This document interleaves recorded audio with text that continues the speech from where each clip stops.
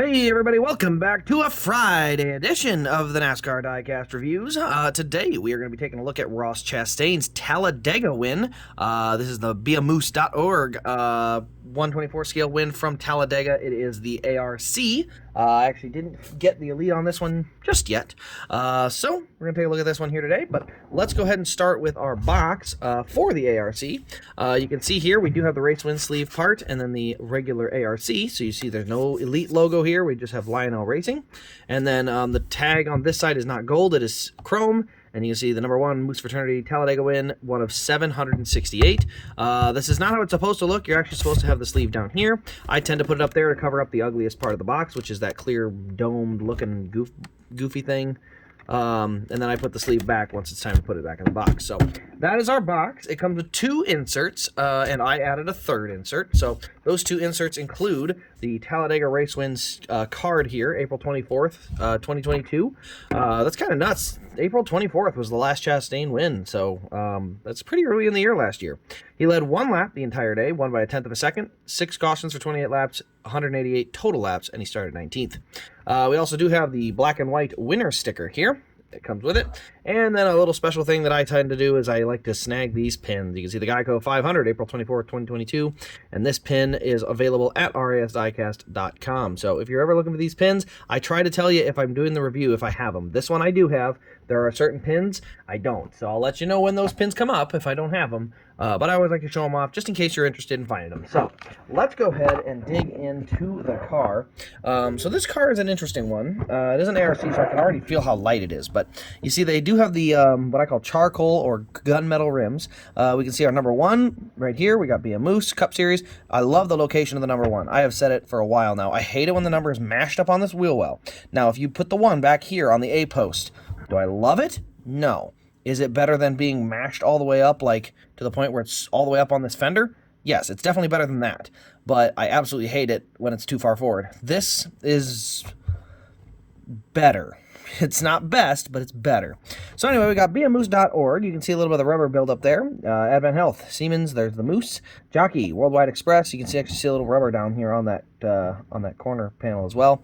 There's the little arrow for the jack. We've got our exhaust. We also have Ross Chastain with a little watermelon and the race win sticker up top. Escape hatch, 2 roof flaps, which do pop open, by the way, and a little bit of confetti up there on the roof. Now, this one actually makes sense. We have the right height spoiler because this is one of the tracks that actually uses the foot-tall spoiler. Now, I've been saying it for a while. They've got to get these spoilers corrected on the rest of the race wins because they keep coming out with these foot-tall spoilers. Daytona, Talladega, and Atlanta are the only places that need this big a spoiler. The rest, chop her down. So anyway, onto the back, we got Moose Fraternity here. We got Camaro, number 1. You can see a little bit of stuff on the back bumper there from all the bump drafting they do all day long. We got Trackhouse on the one side, number 1 on the other, and then our diffuser there on the bottom. Moose Fraternity up here on the deck lid as well. DIN number is 515, and then we have Chastain across the rear window. Going over to the right side, you can see a little bit of the rubber marks here on the right rear corner panel / fender. Excuse me. And you can see we've got Jockey, Worldwide Express, and then you just see kind of the little marks here, almost like a little whip where a little rubber string kind of went around and tagged it a few times. But we've got Advent Health again, Ross Chastain, the winner sticker, all that over here. There's our number 1 again.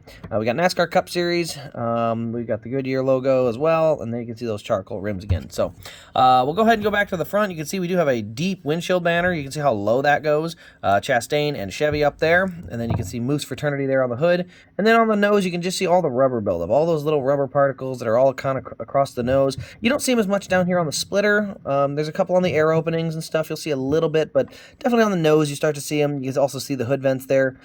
Just a decent amount of specs, but not a super heavy dosage of the rubber particles that kind of can sometimes really beat up the nose of a car. Not beat it up, but make it really look nice.